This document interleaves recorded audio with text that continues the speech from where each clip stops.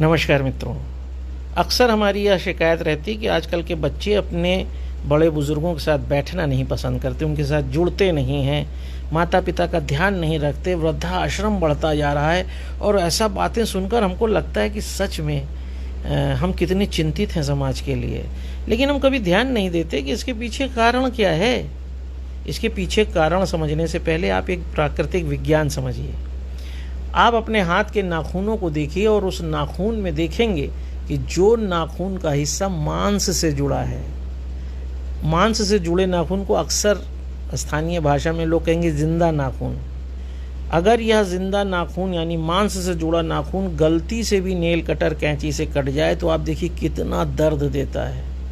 आप हर समय आपको एहसास होगा मेरा नाखून कट गया। आप उससे कुछ खा पी नहीं पाएंगे, कोई काम नहीं करेंगे और हर पल आपको अपने नाखून कटने का एहसास होगा। लेकिन इसके ठीक विपरीत जब यही नाखून जिंदा मांस से ऊपर निकल जाता है तो इस मांस को चाहे कैंची से काट डालिए चाहे नेल कटर से, एक बार भी किसी व्यक्ति को एहसास नहीं होता कि मेरे शरीर में नाखून काट दिया गया।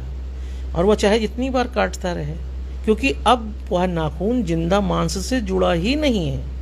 ठीक ऐसे ही जब बच्चे मांस के जिंदा लोथड़ों के साथ संबंधों का दायरा ही नहीं बढ़ा रहे हैं, माता पिता चाहते हैं कि बच्चा पैदा होने के बाद केवल स्कूल जाए, फिर उसके बाद खेलने के लिए स्टेडियम जाए, फिर कोचिंग पढ़े, कोई नातेदार रिश्तेदार आए भी तो बच्चा अपने कमरे में रहे, आए ही ना मिलने के लिए, या कहीं बाहर कार्यक्रम में जाना है तो बच्चों को ले जाना पसंद नहीं करते।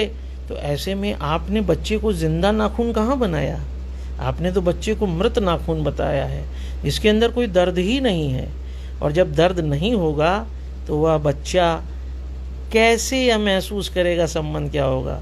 और जब वो अपने माता पिता के साथ लड़ रहा होगा, माता पिता का ध्यान नहीं दे रहा होगा, यहाँ तक कि माता पिता को वृद्धाश्रम में डाल रहा होगा, तो आप कभी यह नहीं सोच पाएंगे कि आपने ही अपने बच्चे को जिंदा नाखून बनने ही नहीं दिया ताकि उसको पीड़ा होती।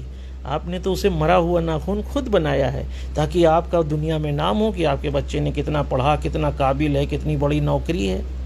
ऐसे में बच्चों को दोष देने से पहले हमें प्राकृतिक विज्ञान नाखून के समझना होगा और यह समझना होगा कि क्या बच्चों की यह सारी गलती है या हमने ही सामाजिकता में बच्चों को अब सामाजिक बनाना छोड़ दिया है, उन्हें जिंदा नाखून बनाना छोड़ दिया है।